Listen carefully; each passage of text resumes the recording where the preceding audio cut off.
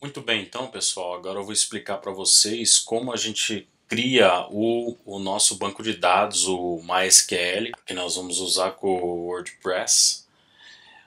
A gente vai usar um serviço chamado RDS. Então, vem aqui no console principal, escreve RDS, pode entrar aqui.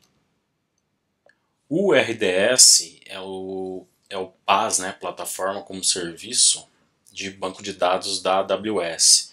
Então ele oferece para você a possibilidade de criar vários serviços de banco de dados que são gerenciados pela própria AWS. Isso significa que você não precisa se preocupar com backup, não precisa se preocupar com atualizações de patch de segurança. Isso tudo é feito pela própria AWS. Então é um serviço bem bacana e que tira um peso grande das nossas costas no que diz respeito à administração do serviço. Então, para a gente criar o nosso banco de dados, a gente vem aqui. No caso do meu dashboard, eu já tenho alguns aqui que eu criei, né? Mas aqui é o dashboard onde a gente estava. Então você pode vir aqui ou já vir aqui direto, né? Criar database, tá bom? Aqui, pessoal, eu estou inclusive refazendo essa aula do RDS porque a AWS liberou a versão nova da interface, tá? Inclusive eles estão fazendo uma pesquisa aqui quer saber da gente se a gente gostou, enfim, da interface. Eu não vou mudar, né, para a interface anterior, até porque normalmente eles fazem essa pesquisa para saber se o pessoal gostou. Normalmente o pessoal gosta e acaba sendo a interface que fica, né? Então eu resolvi refazer essa aula aqui para ficar mais fácil para todo mundo. Create Database, o que vai aparecer para você? Um Standard Create ou o Easy Create. Eu sugiro nessa aula aqui você escolher o Standard para ele dar algumas opções a mais que no Easy ele não vai nos dar, a gente vai precisar disso. No Engine Options, aqui, como eu disse, o RDS ele oferece para você várias opções de engine de banco de dados, não é só o MySQL.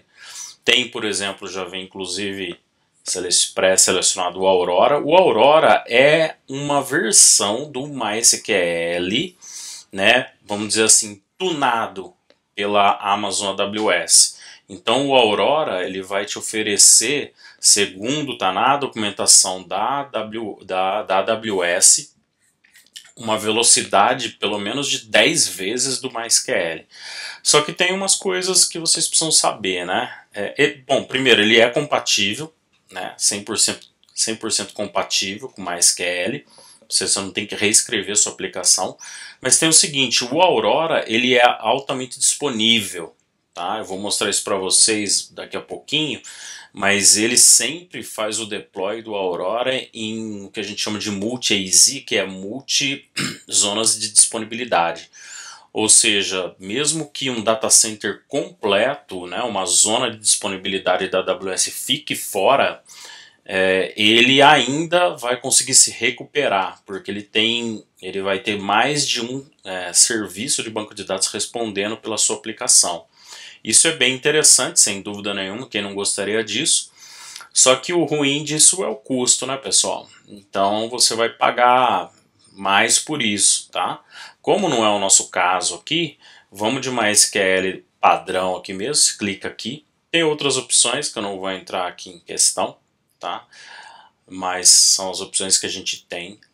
Clicou MySQL, a edição é o Community. Você pode, se quiser, escolher uma versão aqui, mas por favor deixe o padrão, tá? Aqui é bacana, ó, templates. Esse serviço que você vai rodar de banco de dados vai ser para serviço de produção, testes e desenvolvimento, ou você quer free tier? Para que isso, pessoal? Para já te ajudar na escolha do tipo de instância, tá? Resumindo, assim, né, o serviço ele vai rodar em cima de uma instância da AWS. Tipos diferentes de instâncias. Eu vou mostrar para vocês que mais para frente, inclusive, dá para você mudar esse tipo de instância, tá bom? Aqui bom, voltando aqui, desculpa, esqueci de falar de Free Tire, então a gente está usando tudo que é free, né? Aquele gratuidade por 1 ano. Fique atento, pessoal, que assim como o EC2, quando finaliza 1 ano, ele vai te cobrar de novo esse serviço. E ele costuma ser um serviço que não é barato, por volta de 15, 16 dólares. Tá? Na época agora que eu estou escrevendo, o dólar bateu mais que R$ 5. Então, toma cuidado, né, com isso aqui. Se você está no período de gratuidade, ele não vai te cobrar nada, tá? Então escolhe aí o Free Tire. DB Instance Identifier, aqui, pessoal, está causando muita dúvida, né, no pessoal, que é o seguinte, aqui não é o nome do banco de dados, tá? Aqui, ó, imagina que é o nome da instância e não do banco de dados, né? Isso aqui confunde bastante, principalmente quem é dev. Eu mesmo apanhei bastante aqui. Até para deixar bem claro aqui, ó, eu vou escrever assim, ó, MySQL Server, né? Servidor do MySQL, para a gente não ficar com dúvidas, não confundir como o nome do database. Não é o database, tá bom? Master Username Admin. Por que não é root? Porque o root, pessoal, por questões de segurança não se usa o root, tá? É só para quesitos administrativos mesmo. E aí a AWS até já define como admin, né? Só que ele é um usuário com privilégios de root, tá? Então deixa admin mesmo. Aqui, ó, ele fala para você gerar uma senha master, né? Do serviço. Se você clicar aqui, ele gera para você, ou você gera aí a senha. Como eu tô, né, falando para vocês, eu estou usando sempre a mesma senha e tudo, não façam isso, né? Mas assim, para mim não errar, eu vou usar a mesma senha que eu tenho usado em tudo aqui. Eu peço, por favor, que você anote, né? Então, admin e a senha que você colocou para você não esquecer. Lembra que eu falei, né, lá em cima, quando a gente optou nos tipos aqui, né, de templates, a gente escolheu o Free Tire. Então aqui ele já traz os tipos que são elegíveis para o Free Tire, tá bom? No caso aqui, quando eu estou gravando esse vídeo, a que tem disponível é a T2 Micro. Pode deixar essa aí mesmo. A General Purpose SSD, como eu acho que eu já falei, vale aqui o mesmo que eu falei para EC2, né? Não compensa você colocar outro que não esse. A diferença, pessoal, aqui, se você está, por exemplo, criando esse serviço para rodar um sistema de produção, você consegue, inclusive, provisionar IOPS. A IOPS, pessoal, é uma sigla que define a velocidade em que os dados eles são lidos do disco. A gente não é novidade para ninguém, né? Isso é válido até para o seu notebook, seu PC que você está usando. O que define a velocidade de acesso em geral impacta em geral na velocidade do seu computador é o acesso aos dados, né? Que costuma ser o mais lento dentro de um computador. Se você, como eu, tem um computador que tem SSD, você sabe que melhora absurdo a velocidade.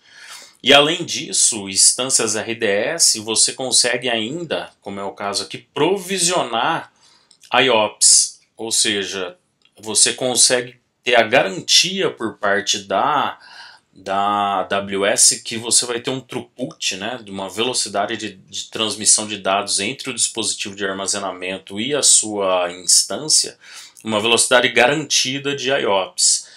Eu estou aproveitando para falar isso para vocês, não tem necessidade, tá? A gente vai usar o General mesmo, o geral. Mas se você, como eu estava dizendo, tem um sistema que ele faz uso intensivo do back-end, né, que seria o nosso banco de dados, vale a pena você olhar para esse IOPS, tá? Você provisionar IOPS, ele vai melhorar absurdamente a velocidade do serviço. Só que, de novo, né, lembrando sempre vocês, tudo tem um custo, tá bom? Então o IOPS provisionado é bem mais caro. Fique atento. Aqui o tamanho do HD que a gente vai alocar, né, para essa instância, no caso 20 está de bom tamanho para o que a gente está montando. Ele tem uma maneira aqui, pessoal, de ir aumentando, fazendo a escala caso aumente, né, o uso de disco, a gente precisa de mais que 20 GB, ele faz isso automaticamente.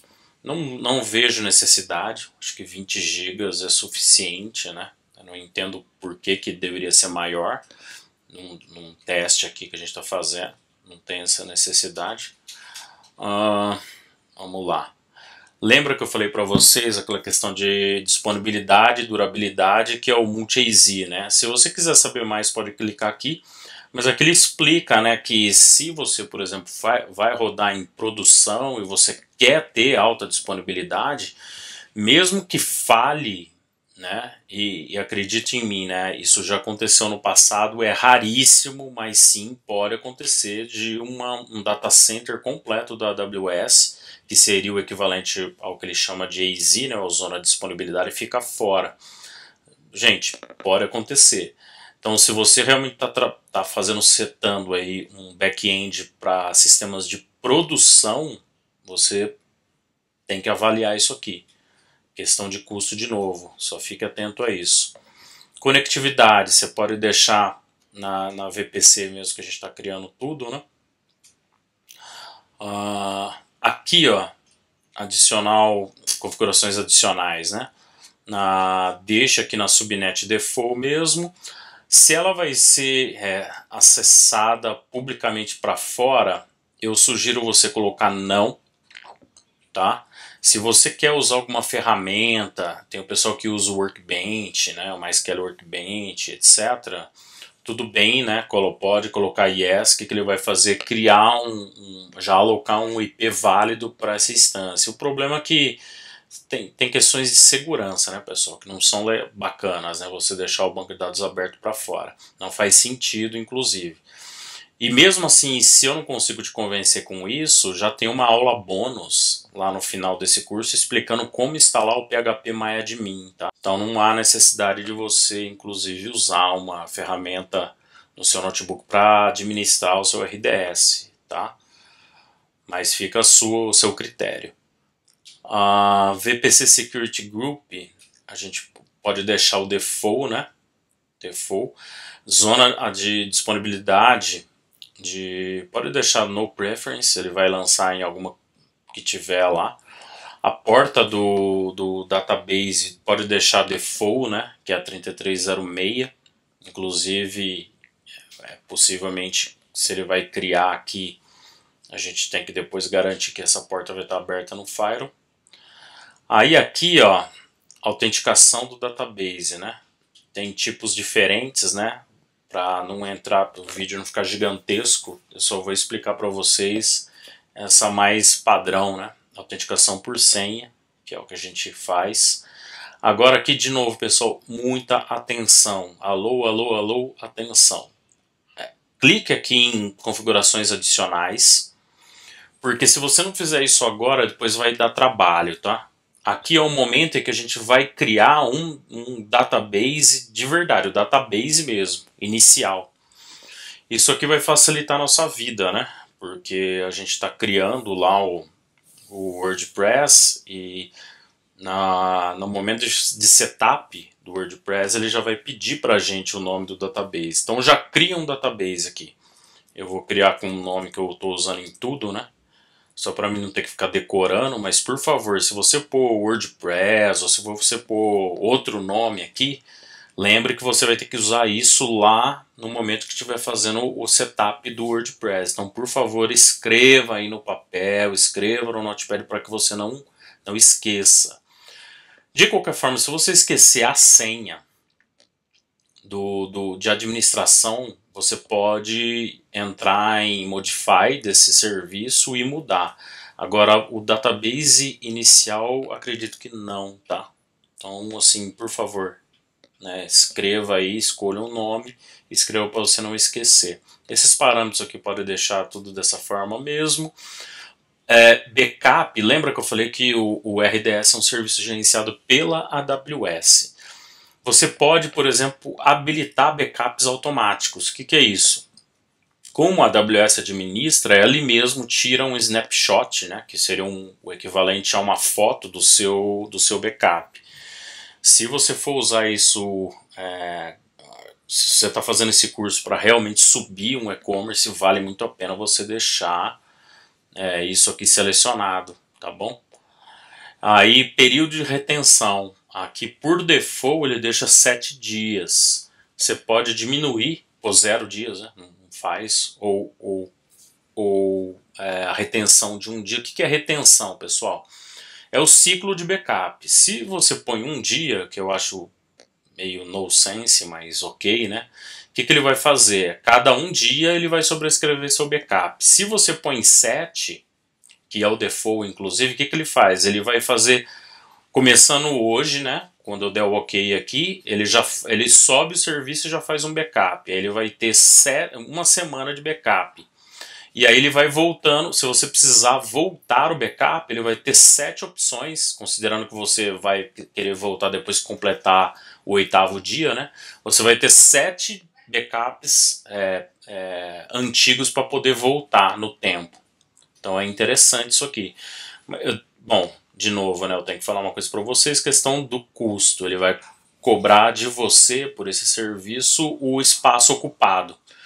Não, storage não custa caro, tá, pessoal? Não custa caro. Aí a gente lembra que a gente colocou aqui, eu acho que 20 gigas, né, para o serviço. E esse backup que ele faz é um backup diferencial, ou seja, ele não vai fazer 20 gigas toda vez. É só do que realmente mudou, tá bom? Então vale a pena. Inclusive você consegue aqui nesse backup window definir a hora no time zone UTC, tá? Então depois você tem que calcular aí para bater a hora. Mas, por exemplo, você pode falar que você quer que faça backup 1 hora da manhã no time zone UTC, né? E desde que ele dure, que ele fique dentro de meia hora, né? Ou 1 hora ou 2 horas. Então é interessante isso aqui, tá bom? Que mais? Você pode habilitar opções de monitoramento avançado, né? Isso também tem custo, então deixa isso aí quieto, a menos que você realmente for produção, vale a pena você pesquisar melhor isso e habilitar.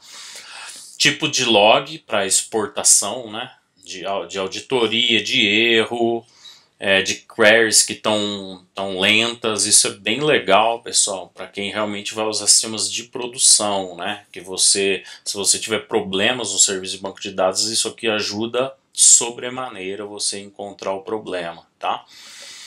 Vamos lá. Aqui tem algumas outras opções de segurança que eu não vou entrar em detalhe agora. Manutenção. Habilite upgrade automático da versão do serviço do MySQL. Isso aqui ele habilitaria automaticamente para você uns updates do próprio serviço MySQL, ou seja, você não precisaria fazer na mão, ele já iria garantir para você que, por exemplo, patches de segurança, etc., seriam aplicados. Aqui nessa parte de maintenance window é o mesmo esquema do backup, né? Então, se aparecer alguma versão nova do serviço MySQL, que hora que você gostaria que ele fosse aplicado? Isso é importante, né? Então você não vai querer que ele aplique um update, porque pode ficar fora do ar o serviço, até porque a gente não está usando multi-AZ, né? Então ele pode ficar fora do ar. Então veja bem o horário que você vai se você quiser, né, deixar isso setado. Por exemplo, você pode fazer com que ele aconteça aos domingos, às 3 horas da manhã. Aí o TC você tem que ver quanto que seria no horário seu aí, né? O horário que os seus usuários costumam usar a sua aplicação. Fica só atento a esse tipo de coisa, tá, pessoal? Você setar isso errado e ele fizer um update, seu serviço pode ficar fora e você vai ficar sem entender o que está acontecendo. Não é toda hora, né, que tem, mas vira e mexe tem patches de segurança e do sistema para ser aplicado, né? O bacana é que ele faz isso para você, tá? Proteção à deleção é igualzinho a EC2 lá. Se você habilitar isso aqui e alguém inadvertidamente tentar apagar essa instância de RDS, ele vai ter que fazer mais passos lá para garantir que realmente você está querendo apagar. Tá? Você pode deixar isso setado ou não. Aqui ele mostra para você estimativas de custo de acordo com a setagem que você fez. Tá? Então ele está falando que esse cara ele é elegível ao Free Tier, né? Até também 20 GB, etc. Backups também estão dentro disso. Como eu falei, só fique esperto, né? Quando estiver acabando o seu Free Tier, não é um serviço... É um serviço barato, né? Mas é uma pena que nós usamos real. Então uma moeda bastante exótica e que sofre em relação ao dólar, principalmente agora que eu estou falando com vocês, então pode ficar caro, né? Terminando isso aqui, você dá um create database. Vamos ver aqui, ó. Your request to create the instance. Ok. Minha instância já existe porque eu dei o mesmo nome de uma que já tem, tá? Então deixa eu só mudar aqui, ó, se acontecer com você. Não é para você ter um monte, tá, pessoal? Tá vendo? Eu já tinha uma a mais que server, né? Enquanto ele está criando, pessoal, demora um pouquinho a criação do RDS, não é rapidinho. Mas aqui nesse painel dá para você ver uma série de informações, né, a respeito dele. Se você clicar aqui, por exemplo, né, ele vai mostrar aqui em cima, ele já mostra, né, o processo de criação da instância de RDS. Your database might take a few minutes to launch. Aqui é bacana, ó. View Credentials Details. Então você pode clicar aqui, você criou todo aquele trabalho e esqueceu, né? Então veja, o Master Username é admin e o Master Password, no meu caso aqui, é esse. Aí vai ser o que você colocou, né? Então é tipo uma segunda chance para você tomar o cuidado de anotar isso em algum lugar, tá? Então faça isso, por favor.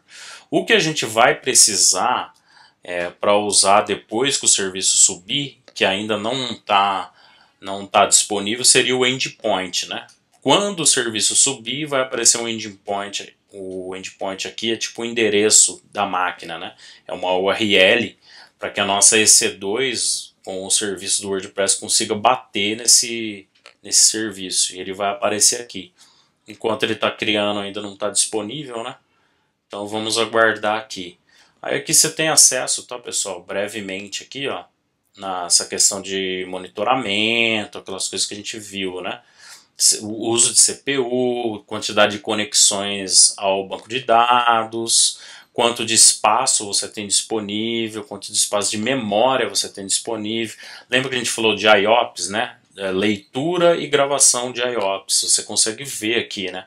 Então, se o seu serviço estiver lento, o pessoal está reclamando que o WordPress está muito lento, você subiu um e-commerce, muita gente usando, isso aqui pode te ajudar muito a ver aonde que está pegando, né? É problema, por exemplo, de velocidade do disco, é problema de falta de memória, é problema de falta de espaço em disco, é problema de CPU, ou quantidade de conexões ao serviço. Então isso aqui ajuda muito você a ver aonde você tem que bater o martelo para tentar resolver.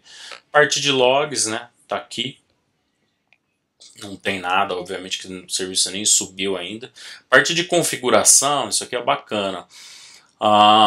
Esquecer o nome do database, por exemplo, sabe aquele database inicial que a gente vai precisar pular no WordPress? Pois é, ele está aqui, ó. Database inicial, né? Tá aqui, ó. Aqui o seu vai estar o nome, obviamente, que você selecionou e escolheu, tá bom? Então tem uma série de informações, né? Aqui sobre ele. Vamos lá, o que mais? Manutenção e backup, isso é bacana.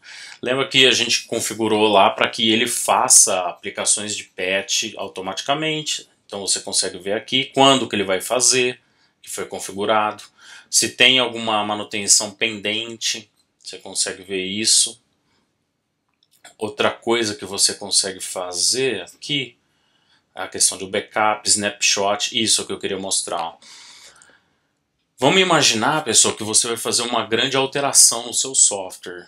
sei lá, você está fazendo o setup aqui do RDS, você vai usar no software e você vai aplicar, por exemplo, sei lá, um patch no seu sistema e tem uma série de alterações e updates no banco de dados e você quer ter uma certa segurança.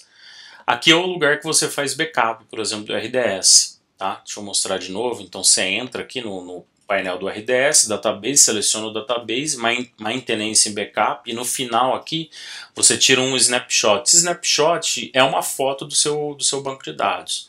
Isso é bacana por quê? Porque sabe como é que é, né? De repente você vai fazer alguma coisa lá, dá um crash no banco de dados, ou você desiste de fazer o update, ou enfim, erros acontecem, né? Problemas acontecem. Então, antes de fazer uma grande mudança no banco de dados, você pode tirar um snapshot aqui, ó, tá? Aí, se precisar voltar, você consegue facilmente voltar um backup aqui também, nesse mesmo lugar. Essa questão de tags, aqui, se tiver vários serviços, né, assim como o EC2, né, você usa as tags. O que é uma tag, né? Por exemplo, você pode dar name. Isso aqui tem que ser escrito desse jeito, tá, pessoal? Name aqui, ó, sei lá, MySQL Server WordPress, por exemplo.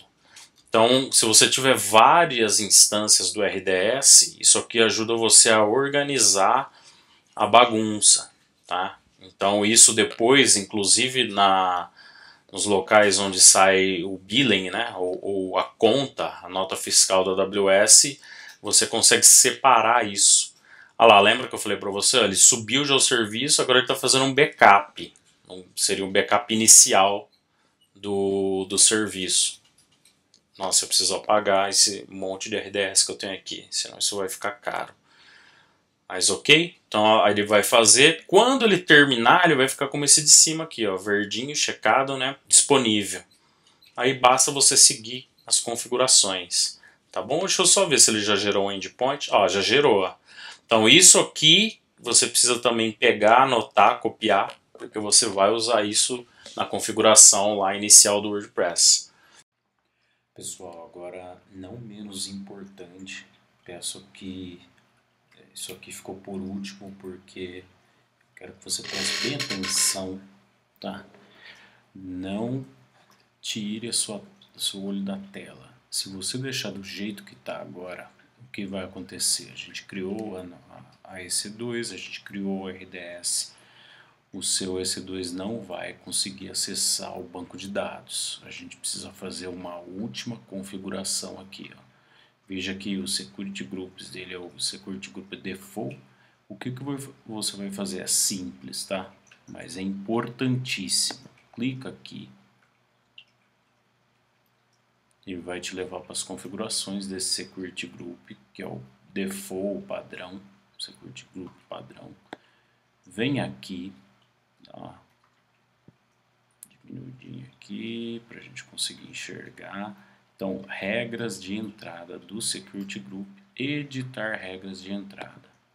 Então, por favor, não deixe de fazer isso. Veja que esse grupo de segurança não tem regras de entrada. Então, ou seja, você não vai, ninguém vai conseguir acessar esse seu RDS. Isso é o máximo em segurança, né? Mas não é o que a gente quer. Então, o que a gente vai fazer? Adiciona uma regra, TCP personalizada, deixa tudo assim, viu, pessoal? Então, só te mostrar aqui, a gente já viu isso, né, quando a gente criou a EC2. Pode fazer o que aqui, ó, personalizado. Aqui, o que a gente vai fazer? Lembra do Security Group da sua EC2? A gente vai usar ele aqui agora. Então, assim, se você não lembrar do nome, porque a gente teria que pôr o nome aqui, ele já filtra e já traz. Você pode vir aqui, ó, na sua EC2, você tenta abrir uma nova aba, como eu fiz agora, no meu computador, que segurar o Ctrl, Command, se você estiver usando um Mac ou algo assim. Enfim, ele abre numa nova aba, você pode vir aqui lá na sua EC2 de novo, para a gente ver qual é o Security Group que ele está. Pegar esse cara aqui, que é o meu equivalente aí. Veja aqui, ó. O Security Group dele é o Launch Wizard 1. da EC2 que meu WordPress está instalado, tá? O Apache, etc. Então você volta lá onde a gente estava, né? Na edição de regras de entrada. Se você não lembra, de novo, fazer o caminho aqui, né? RDS. Eu sei que são muitas opções e eu não quero que você se perca aí, principalmente quem está começando a aprender. Aí você vem nas instâncias de RDS, tem a instância que a gente criou, seleciona ela, o Security Group está aqui, então você clica nesse Security Group. Esse é o caminho para você ir exatamente no Security Group onde o nosso RDS está configurado. Então, de novo, a gente vai vir